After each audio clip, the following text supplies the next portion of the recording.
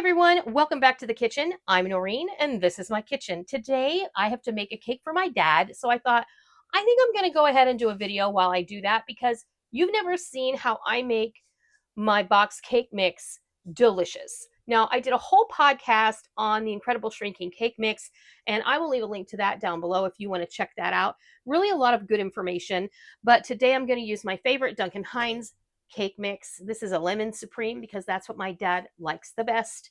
And one box of instant pudding that coordinates with your particular flavor of cake mix. So sometimes I don't have instant lemon pudding and I will just use vanilla or French vanilla or whatever I happen to have on hand. It works just fine. Now, as additional flavor booster, of course, we're going to add a little bit of lemon extract. Yes, my bottle has seen some better days, but there's still extract in there and I'm still going to use it. And as an extra flavor booster, I have found I love these little sugar-free drink packets to put in my water. Two of these really makes your lemon cake mix ultra zesty, tangy, lemony, and delicious. So we're going to add those. Now, this is my basic formula for cake mixes for this size cake mix, which I think is a 15 ounce. Yeah, 15 and a quarter ounce cake mix. So you're going to use, instead of the oil, we're going to use 1 stick of melted butter. Instead of the water, we're going to use 1 cup of milk, 4 eggs, and then I add a half a cup of either sour cream or plain yogurt or vanilla honey yogurt, whatever I have in the fridge. It just depends. Because this is a lemon cake mix and we want that tanginess, I am going to add the yogurt today instead of the sour cream. Sour cream works too, but it's just not quite as tangy. So let's mix this up. So I have the cake mix in my bowl. I'm going to add the pudding mix. Not the package. What? Not the package. Not the package, no. Just the pudding mix. And then I'm going to put in my little drink mix packets. You can feel free to leave these out. I just like them. I've discovered that these drink mix packets are really great flavor boosters for baked goods and other things. So you would be amazed at what you do with them. Now I'm going to go ahead with my liquids. So we'll do the milk, the eggs. And once you melt your butter, let it sit and cool off for a hot minute because you don't want to cook your eggs. And also, if you put the butter in there with the cold milk and yogurt and everything, it will solidify and you don't want that either. All right, so I'm just going to measure the lemon extract with the cap. Do not measure lemon extract with your heart. You don't need that much, especially since I've used the flavor booster of the drink packets. Now all we have to do is mix this up, and I'm just going to use my hand mixer to do that today. Now I'm just going to take the spatula and give us a good turn and make sure that we got everything mixed in.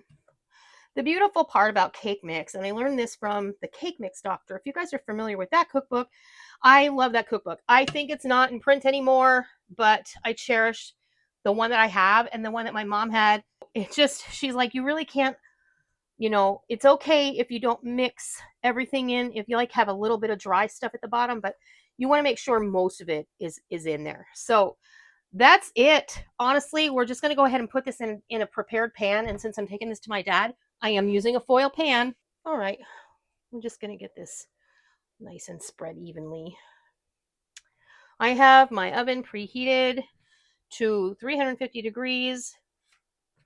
And as you can see, I did not use the instructions on the box because I have found that my mom's original like pound cake recipe doesn't really work that great if you do that and use the modern size of the cake mix because it's smaller than it used to be. And that's something I go over in that podcast. So really, this is going to self-level to some degree. So you don't have to be too finicky about that. Now I'm just going to bake this at 350 between 30 and 40 minutes until a toothpick inserted in the center comes out clean. And when that's done, I'll come back and I'll show you what it looks like. Okay, our cake, it baked for 35 minutes. It came out perfect. My oven is a little off kilter, so it might be a little bit cockeyed, like slanted, whatever, uneven, but my dad doesn't care. He's going to enjoy this cake. He was actually looking forward to it because he knows that I'm going to make it for him. So my dad doesn't really like frosting, so really all we're going to do is give this a nice shake of powdered sugar. which, you know, I'm going to show you how I'm going to take it over to him. I do have foil lids. Oh, heck. Don't do that. Don't do that. You know what? Pivot. We're going to pivot. You know what? We're going to call that good. My dad won't care. It's okay. This is what happens in life, right? More the better. We'll just break up those big old pieces of powdered sugar. You know what? This is real life. No shame in that game. It's really okay. My dad won't care one little bit. I wouldn't. I wouldn't. I mean, why would you? Free cake. Okay, now I baked this on a quarter sheet pan because these foil pans tend to be a little bit unstable. But before we package that up, I want to cut a piece for you and show you what it looks like. It is still a little bit warm.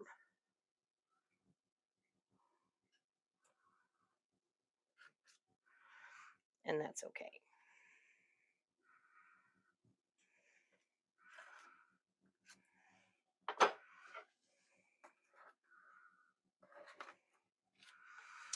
I just want to show you how beautiful and moist this cake is.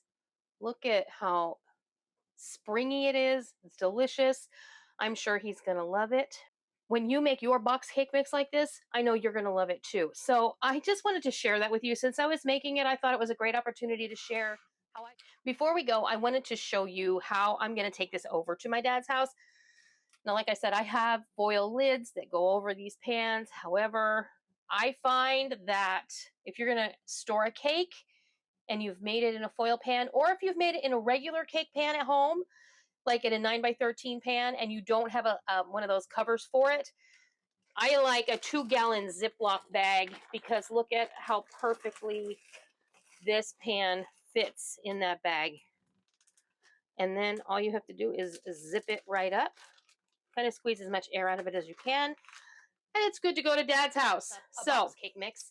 So I hope that you'll give this a try, and I hope that you love it. And look down below for the link to that podcast about the incredible shrinking cake mix, and give that a listen as well if you're inclined. So I hope that you enjoyed learning. I hope that you learned something. And until next time, I'll see ya.